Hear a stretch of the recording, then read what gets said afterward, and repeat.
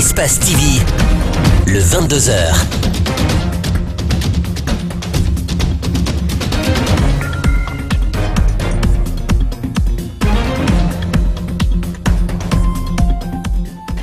Vous regardez Espace TV, c'est un plaisir de vous retrouver, mesdames et messieurs, bonsoir. Et tout de suite, les titres de cette édition d'information. Destitution du président de la Cour constitutionnelle à travers un arrêt rendu public ce 12 septembre. 8 des 9 conseillers de cette Cour ne veulent plus de Kéléfa Sall à la tête du département. Et ces conseillers demandent l'élection d'un nouveau président dans 15 jours. Une décision qui a suscité des réactions au sein de l'opinion publique.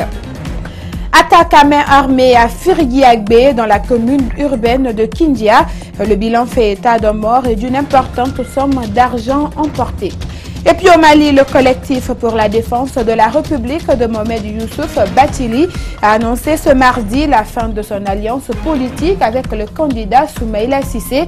Le CRD a aussi annoncé sa non-participation aux élections législatives prochaines tant qu'elles seront organisées par l'actuel ministre de l'administration territoriale. Encore une fois, bonsoir. La Cour constitutionnelle souffle le chaud et le froid. En cause, 8 des 9 conseillers ne veulent plus de Kéléfa Sall à la tête de l'institution. Ces derniers, après une motion de défiance, sont passés à la vitesse supérieure pour destituer Kéléfa Sall à travers un arrêt rendu public le 12 septembre à l'issue d'une plénière. Alors, les questions se posent. Cette destitution est-elle conforme à la loi? Et les conseillers ont-ils respecté la procédure en la matière? L'une de nos équipes a rencontré Maurice Zogbelemoutoba, professeur en droit constitutionnel. Reportage Mamadou Diallo et Ibrahima Souri Kamara. Voici l'arrêt en date du 12 septembre destituant le président de la Cour constitutionnelle. En bas du document, la signature des conseillers frondeurs en froid avec Kéléfa Sall depuis quelque temps. Kéléfa Sall virtuellement mis à la touche par ses pairs, l'intérim est désormais assuré par le premier vice-président. Ce dernier, selon toujours l'arrêt, est chargé d'organiser l'élection d'un nouveau président dans un délai de 15 jours. Alors une question, cette destitution est-elle conforme à la loi?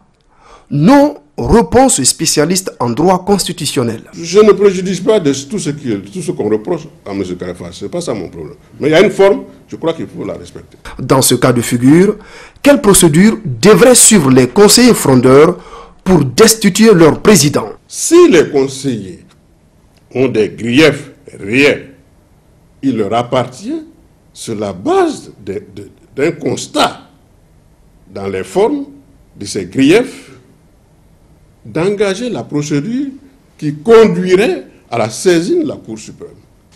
Et que dans ce cas, si la Cour suprême rend un arrêt de condamnation, eh bien, l'alinéa 2 de l'article 11 leur permettrait, à la majorité qualifiée de 7, de destituer le président. La procédure n'ayant pas été respectée par les conseillers, la destitution de Kéléfa Sall est par conséquent entachée d'irrégularités et n'obéirait pas à la loi tout simplement. Je ne suis pas d'avis, c'est mon opinion, que parce qu'ils ont élu le président, ils ont le droit, par une simple motion de défiance, de le destituer. L'exécution de cet arrêt entraînerait donc l'élection d'un nouveau président, mais c'est une élection qui serait entachée d'irrégularités formelles. Cette destitution à l'allure d'une fiction judiciaire soulève tout le débat sur l'indépendance des institutions républicaines. La cellule Balai Citoyen s'insurge contre la destitution du président de la Cour constitutionnelle lors d'une conférence de presse tenue ce jeudi. Cette branche de la société civile a réagi à la motion de défiance qui vise Kéléfa Sall. Elle promet d'engager une lutte pour faire annuler cette décision qu'elle soupçonne être en lien avec l'idée d'un troisième mandat du président Alpha Condé. Compte rendu Abdourahmane Ba et Lamine Silla. Pas question d'accepter la décision de destitution orchestrée par les conseillers de la Cour constitutionnelle contre Kéléfa Sall. D'après les membres de la cellule Balai Citoyen, ce acte est illégal. Il est l'œuvre d'une manœuvre politique préparée au sommet de l'État dans l'unique but de forcer un troisième mandat. On a déjà pris langue avec les partis politiques de l'opposition. Je l'ai tantôt dit ici, que la chose qui sera inadmissible en Guinée, c'est de rêver à un troisième mandat pour Alpha Condé, de rêver. Il est inadmissible au Balai, il est inconcevable, on se battra au prix de notre vie. Très remonté, le président du Balai citoyen condamne avec fermeté cette décision et invite toutes les forces vives de la nation à la mobilisation.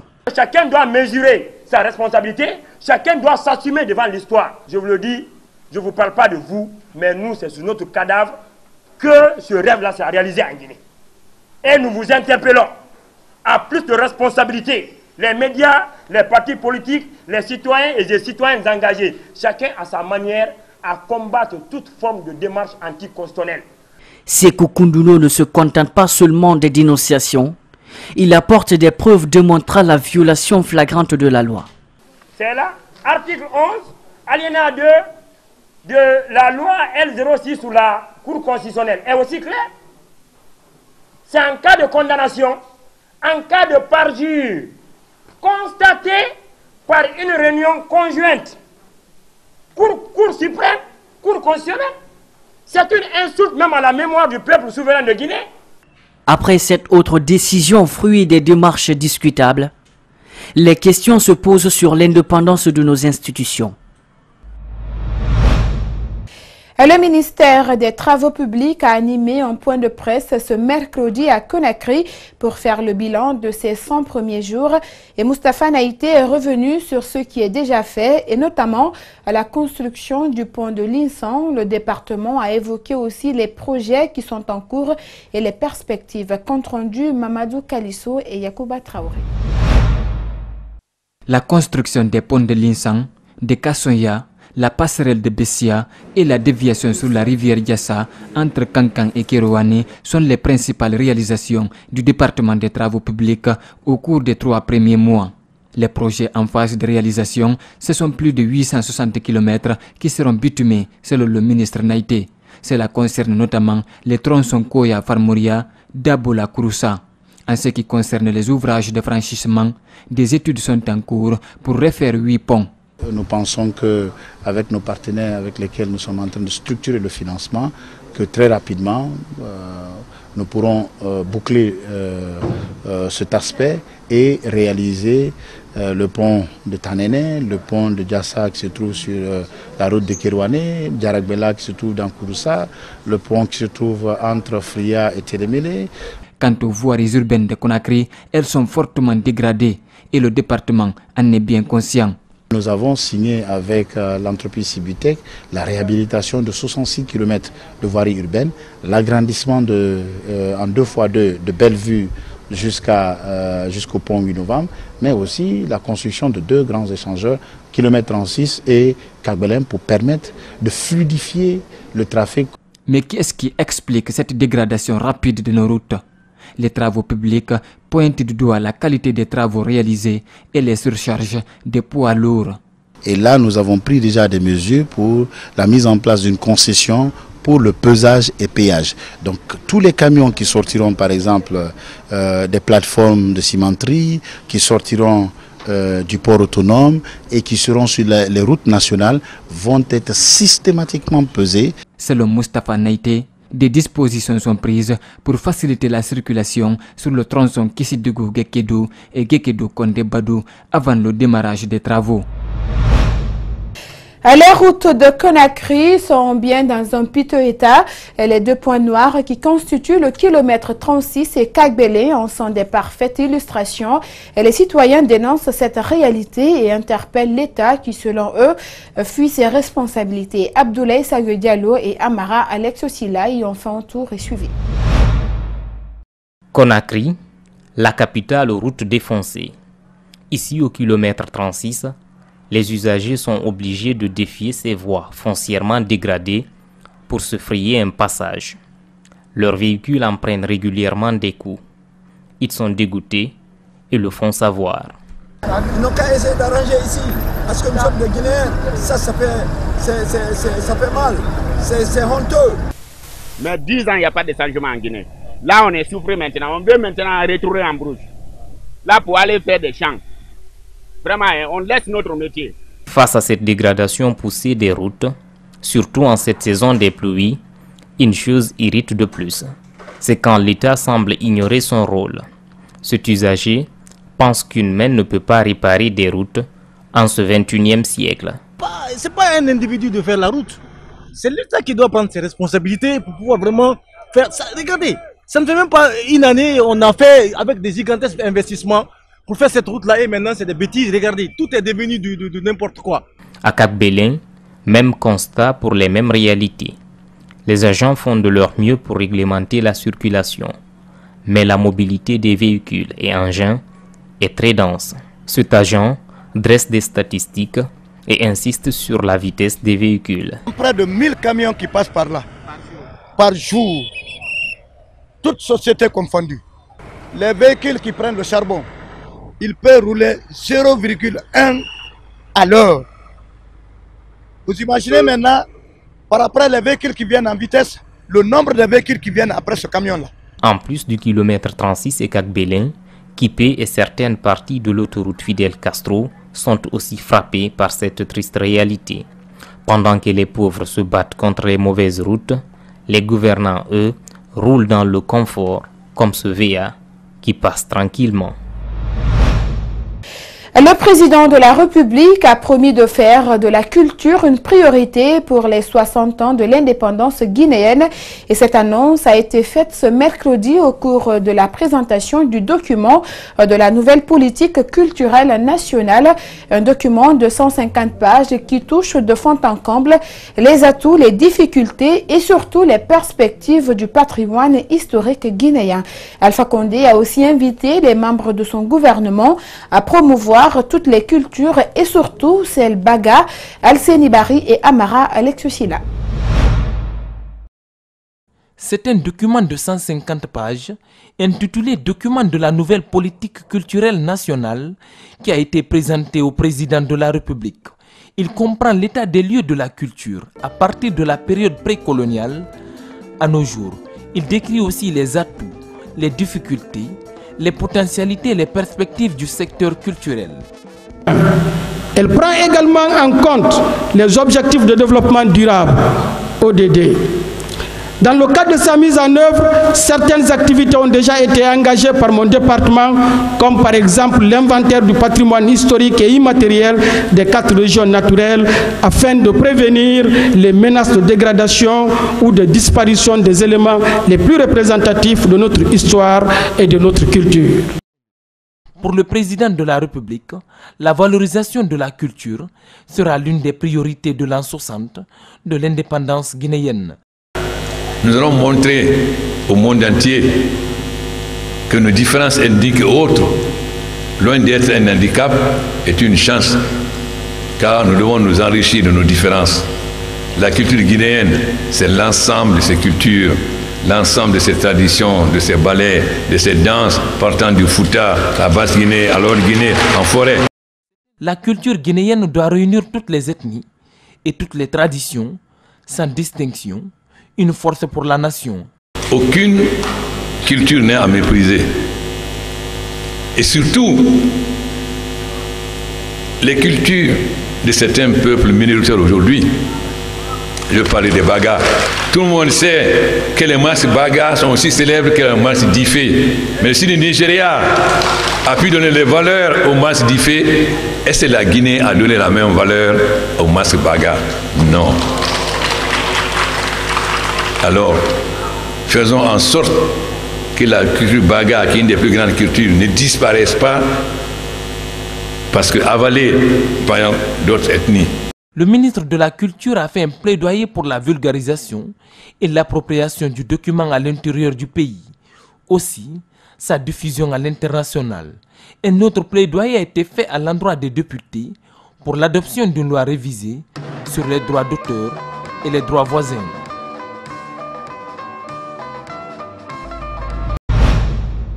Pourra-t-on assister à des grands ménages sur nos routes dans les jours à venir? La réponse est oui du côté de la police routière. Le ministère de la Sécurité et l'ambassade des États-Unis se sont investis. Ensemble, ils ont inauguré ce mercredi une fourrière dans la commune de Matam. Objectif, lutter contre les stationnements sauvages et remplir les caisses de l'État. Reportage Mamadou Saluba et Kerno Sadouba. Stationnement sauvage, véhicules en panne ou abandonnés. À Conakry, la chaussée est parfois confondue à un parc. Manque de fourrière jusqu'ici, la police routière ne pouvait pas tout gérer. Désormais, elle traquera tout et pour réussir ce pari, voici la fourrière nationale.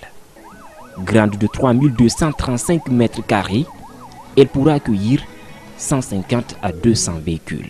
Cette fourrière, nous allons l'inaugurer sous peu, mais elle ne servira pas à faire des mariages, elle ne servira pas à faire du football, elle servira simplement à faire rentrer les recettes dans les caisses de l'État. Et pour réussir, tout est presque mis à la disposition de la police. Des bureaux, mais aussi des grues de petite capacité. Un investissement de près de 800 millions de francs guinéens, l'ambassade des États-Unis est venue au secours. Nous avons aidé un peu avec la capacité, mais le gouvernement, avec les ressources qui viennent des mines, a fait la décision de faire l'investissement pour moderniser le rôle de police routière. La police est donc équipée. Le commissariat urbain de Bonfils, lui aussi, a été réhabilité. Le directeur national de la sécurité routière promet d'agir sans répit.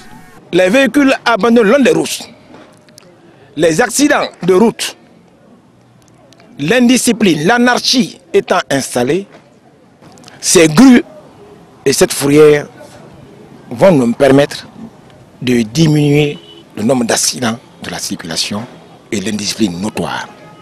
Pour l'instant, la fourrière est vide, mais elle pourrait être débordée dans les jours à venir. L'ONG Les Mêmes Droits pour tous réveille le dossier Zogota. Les violences survenues dans ce village de Nzérékoré dans la nuit du 3 au 4 août 2018 ont fait des morts et ce sont des militaires qui sont accusés d'en être les responsables. L'ONG reproche à la société Valais BSG d'avoir participé à la planification de cet événement. Mariam Fodé Camara et Ibrahima Souri Camara nous signent le compte rendu. La répression d'une manifestation en août 2012 a fait 6 morts et plusieurs blessés à Zogota. L'ONG Les Mêmes Droits pour tous, partie civile, a décidé de poursuivre en justice certains agents des forces de défense et de sécurité. La plainte déposée au tribunal de première instance de Nzérékoré n'a pas produit d'effet. Son président déplore la lenteur dans le traitement du dossier. Nous avons porté plainte, mais comme vous le savez, la plainte n'a pas bougé d'un seul iota. On a ciblé, je ne vais pas, les noms des personnes contre qui on a porté plainte. Le procureur a eu le courage, l'outcuidance de nous dire qu'il a été dans l'impossibilité, n'est-ce pas, de faire comparer les personnes contre qui on a porté plainte. Du coup, le dossier a été saboté. Une seconde plainte a également été déposée le 11 septembre dernier contre la société minière brésilienne Vale BSGR pour sa responsabilité présumée dans les assassinats, arrestations, tortures et destruction des biens privés contre les habitants de Zogota. Les membres de Mêmes Droits pour tous disent avoir des preuves suffisantes. Les informations que nous avions obtenues et que nous venons de porter à la connaissance de la justice nous attestent que des véhicules appartenant à la société Valais ont été utilisés par des forces de défense et de sécurité. Et lorsque certains véhicules ont été abandonnés sur les lieux, ils ont encore affrété certains véhicules appartenant à la société Valais pour venir récupérer ceux abandonnés-là. Maître Frédéric compte désormais porter l'affaire devant la justice régionale de la CEDEAO avec la collaboration d'autres organisations des droits de l'homme. Donc on a décidé d'activer la plainte et ça va être fait. Nous avons maintenant cherché à nous rallier d'autres organisations internationales qui ont un certain poids, voir si cette organisation peut nous épauler pour que le poids soit là afin que l'État puisse accepter, juger cette affaire-là. À la deuxième session du projet Booster les compétences pour l'employabilité des jeunes s'est tenue ce mercredi au ministère de la Jeunesse et de l'Emploi jeune. Organisé par Bossège Guinée, le projet vise à aider les jeunes dans le domaine de l'emploi et pour cette seconde session, plusieurs recommandations ont été faites en faveur des jeunes Mohamed Valek Touré et Aliouba. Le comité d'orientation stratégique du projet Booster les compétences pour l'employabilité des jeunes se retrouve pour cette deuxième session en vue de faire une analyse des documents et apporter des recommandations pour l'atteinte des objectifs assignés. Des sujets sur comment créer des opportunités d'emploi pour les jeunes ont été au cœur de cette rencontre. Nous sommes sûrs qu'elle permettra de mieux prendre en charge la nécessité de mettre en relation entre la formation et l'emploi. Avec l'implication des départements et le conseil du fonds compétitif, les partenaires espèrent qu'à l'issue de cette session, les recommandations faites, notamment la poursuite du processus de financement des sous-projets, l'implication du projet dans la mise en œuvre du partenariat pour le développement des compétences en sciences appliquées, l'ingénierie et technologie, seront prises en compte pour booster les compétences des jeunes. Grâce à ce projet, nous avons pu mettre en place l'autorité nationale d'assurance qualité qui va s'occuper des normes et des références, aussi bien au niveau de l'enseignement supérieur qu'au niveau de l'enseignement technique. C'est déjà une avancée importante pour qualifier davantage notre système de formation. Ce projet est financé par la Banque mondiale à hauteur de 20 millions de dollars. Le secteur privé représenté pense que ce projet est un plus pour les jeunes Guinéens. Ces jeunes que l'on forme, à qui on va renforcer les capacités, à qui on va donner de la formation, c'est le secteur privé qui les recrute. Donc on ne peut pas, ce projet est fondamentalement composé de l'administration, c'est vraiment un partenariat, c'est vraiment un dialogue. À terme, ces composantes permettront le financement de 25 sous-projets et toucher 18 000 jeunes. Le gouverneur du district 403 A1 de Lions Club International séjourne actuellement à Conakry, une occasion pour lui de rencontrer les responsables politiques, les expliquer la mission de son ONG et solliciter leur soutien. Lions Club International a profité de l'occasion pour faire un don de matériel médical à hauteur de 68 000 $ à la Guinée. Mamadou Kalisso et Abdoulaye Kamara signent sur Publi Reportage. Ces dons est estimé à 68 000 $ américains selon les donateurs. À Ignace Dine, ils ont reçu un équipement d'échographie pour les maladies du cœur.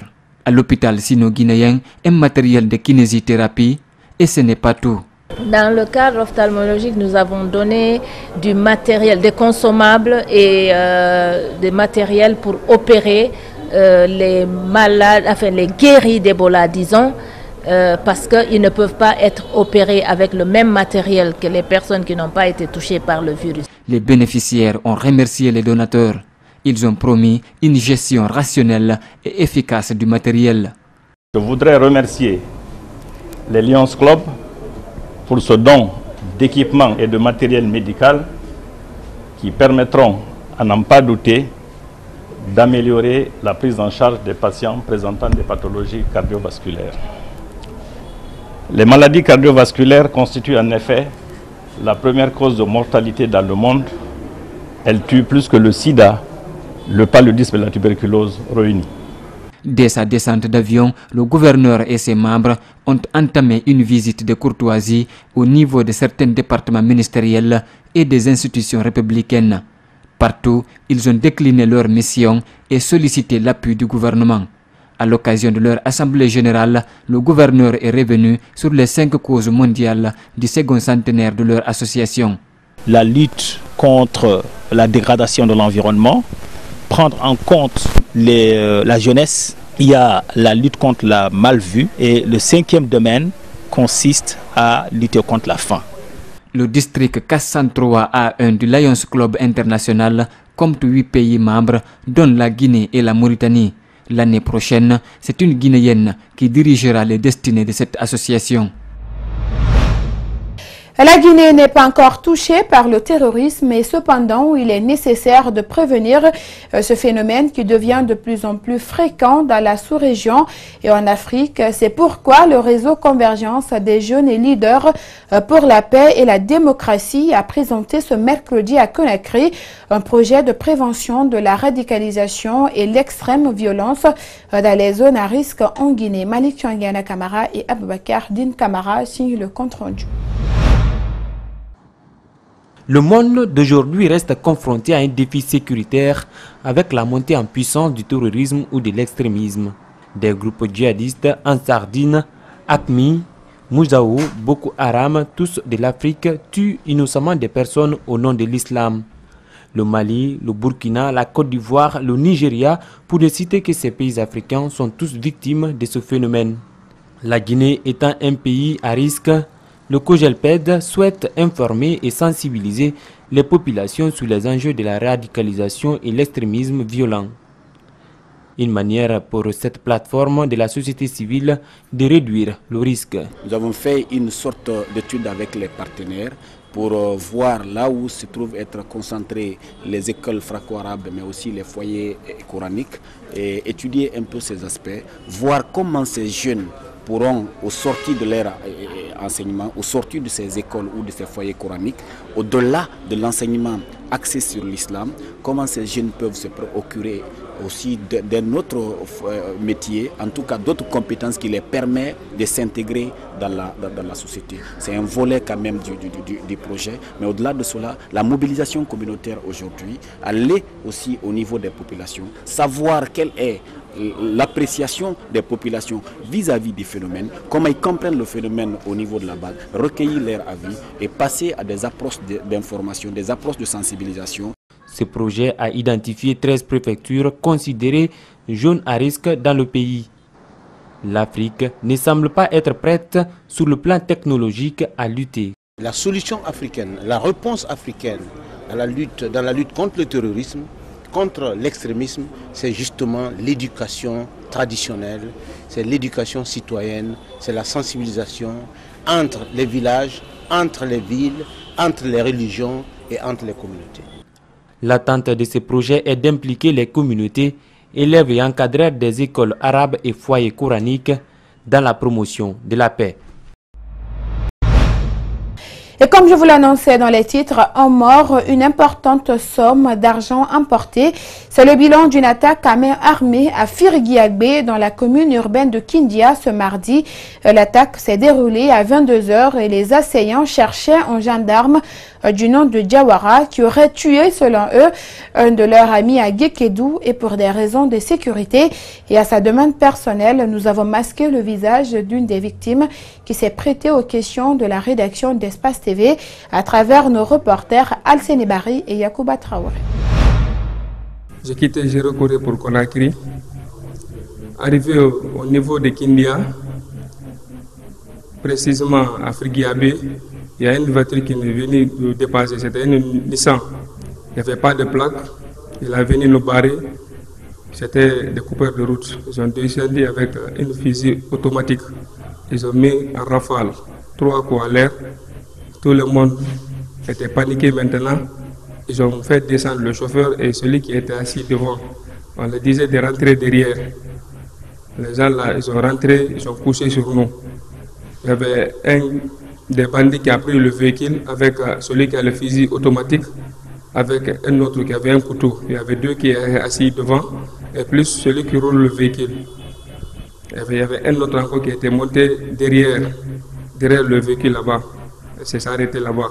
Donc, ils nous ont fait demi-tour pour Kindia encore. Arrivé jusqu'à niveau de Foulaya, après les Dodans, à quelques 300 mètres, ils ont laissé le goudron et nous faire rentrer à gauche dans la brousse là-bas. Donc, ils nous ont dit qu'il ne faut pas qu'on va avoir peur, qu'ils cherchent M. Diawara. C'est un gendarme qui a tué de leur ami à Guéguédou, qu'ils cherchent ce genre-là. S'il n'y a pas un gendarme là-bas, il n'y a pas de problème. On dit qu'on n'est pas gendarme, qu'on est sûrement des vacanciers. Est-ce qu'il y a eu des pertes en vie humaine et des pertes de matériel? Il y a le deuxième chauffeur qui était décédé. Et lui, il a eu peur, il a sauté, il a rendu lent. Moi, ils ont pris mes 2 téléphones plus une somme de 4 200 000 et les autres, ils ont dépouillé tous leurs biens avec les téléphones portables.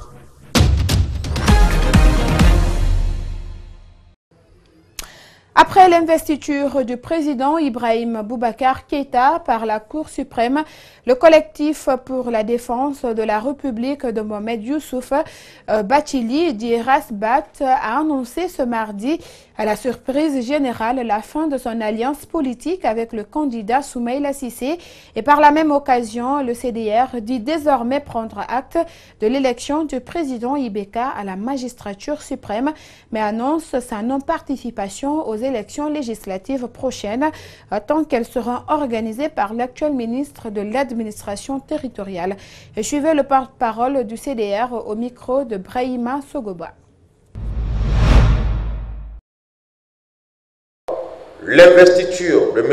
Ibrahim Boubacar Keïta le 4 septembre par la Cour constitutionnelle, malgré les irrégularités graves qui ont témoigné ces élections, telles les bourrages des urnes, l'achat de conscience, tripotage des résultats, met fin au processus électoral selon les lois maliennes. Par conséquent, met fin à l'accord politique conclu entre le CRD, le CDR et le candidat de l'URD, M. Soumaïla Cissé. À cet effet, le CDR annonce le retour à son statut originel et à ses activités de société civile.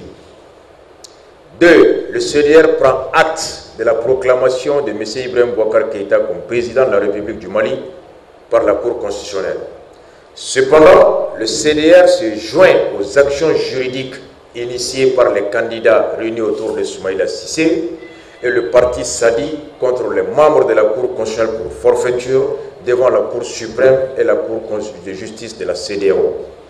5. Le CDR annonce sa non-participation aux élections législatives annoncées par le gouvernement au courant des le mois d'octobre et novembre 2018, tant qu'elles seront organisées par Aguerlaf sur la base du fichier aux versions multiples et surveillées dans des zones du nord et du centre par des groupes armés. 6. Le CDR est disposé à s'allier à toutes les forces vives de la nation pour mener le chantier de renforcement du contrôle citoyen, de la bonne gouvernance et surtout de l'amélioration du processus électoral. Du côté de la direction de campagne du candidat Soumaïla Cissé, on considère plutôt cette sortie du porte-parole du CDR comme la fin d'un accord politique écrit que plutôt une divergence de vues entre le CDR et l'URD dans leur combat contre la fraude électorale. Pour Tchébile Dramé, il ne s'agit nullement ici d'un quelconque divorce entre les deux instances. Il le dit au micro de Brahima Sogoba. J'ai entendu ce que leur porte-parole a dit. Et de toutes les façons, la coalition pour l'espoir, c'est une coalition pour le Mali. C'est le combat du Mali. Vous savez, ce combat, il ne s'arrêtera pas à une étape quelconque. C'est un combat qui continue. Et ils n'ont pas dit qu'ils sortaient du combat. Donc il ne faut pas se tromper sur la portée de ce qu'ils ont dit. Ils ont dit la lutte continue, le combat continue. Alors, ils se doivent d'évaluer leur parcours et puis ils avaient un partenariat avec un parti, en l'occurrence l'URD. Ils considèrent que ce partenariat est arrivé à son terme. Nous étions ensemble l'année dernière avec les CDR dans le cadre de Antea Abana, touche pas ma constitution. Il n'y avait pas de partenariat politique. Donc, ce qui est important, c'est la lutte du peuple malien. Ce n'est pas le partenariat, ce n'est pas les papiers. C'est la lutte. Et ils ont dit qu'ils continueront dans la lutte du peuple malien. Et il n'y a pas de doute. La lutte du peuple malien continuera. Et voilà, c'est cet élément qui met fin à cette édition d'information réalisée par toute l'équipe d'Espace TV. Merci à tous de l'avoir suivi et l'info continue sur notre site web à www.espacetvguinée.info et bonsoir.